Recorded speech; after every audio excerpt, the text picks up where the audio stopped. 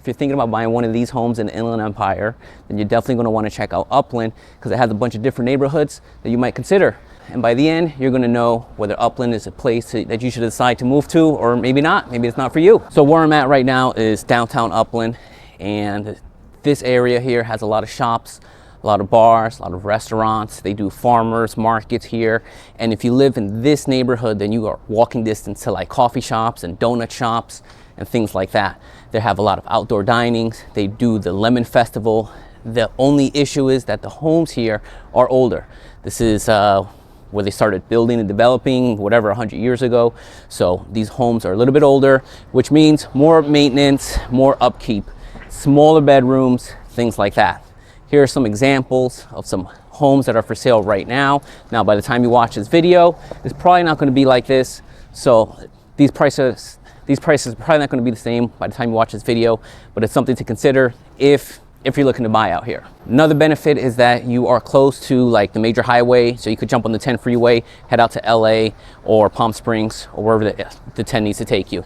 If you want access to all the homes that are on the market, including those hard to find off-market properties, I'm a real estate broker here in the area. Go ahead and give me a call, send me an email, and I'll be able to send you all the homes that are for sale right here in Upland. If downtown Upland and these historic homes are not what you're looking for, maybe you need something a little bit upscale, then you should check out Colonies. Now this is located kind of on the north side of Upland, and these are newer homes, newer townhomes, things like that.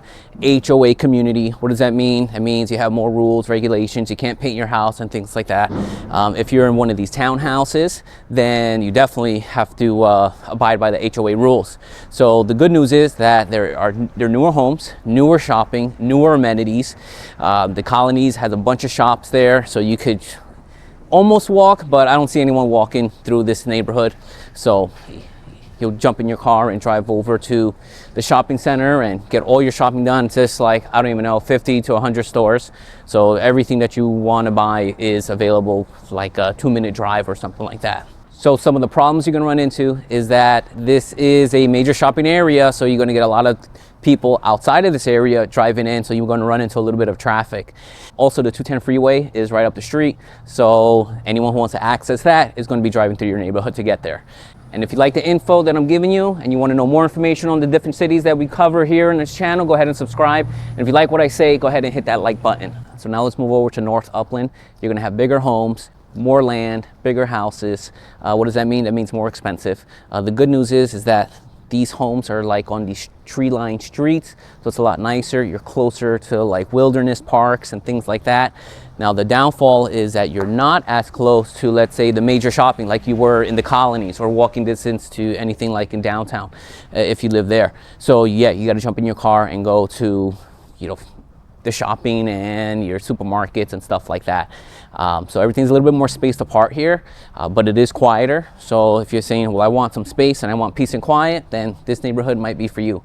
If you're looking for a little bit more urban feel, then yeah, North Upland, that's not it. Going further north, you run into this little area called San Antonio Heights. Now this is not technically part of Upland, but you know, they'll tell you I live in San Antonio Heights, I don't live in Upland, but it's right up the street. And here you have some awesome views, bigger homes, way more wilderness, closer to the mountains. The issue with being close to the mountains, one, you got wildlife that comes down, you know, from the mountains. So if you, like coyotes, so if you have a small dog, you got to watch out for that. Another thing is that you are closer to these forest areas. So if it gets really dry out here and there's a fire, then yeah, your home is in danger of catching fire. What does that mean? That means your insurance costs are going to go up. But if you could afford one of these bigger homes in these nicer neighborhoods, then probably insurance costs is not a big deal for you.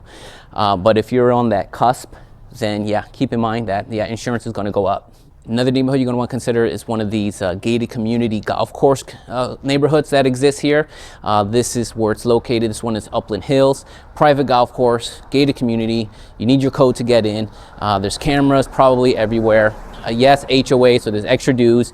You're right off the golf course, so if your home faces the golf course and your house gets hit by a golf ball, then yeah, you're gonna have to deal with it. No one's gonna fix that for you.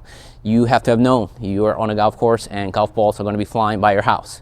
These homes are not as big and not as spacious. You don't have as much land, but more privacy. So if that's something you want to be a little bit more exclusive, then yeah, this is going to work for you. Heading on over closer to the Claremont side, you have this neighborhood called College Park.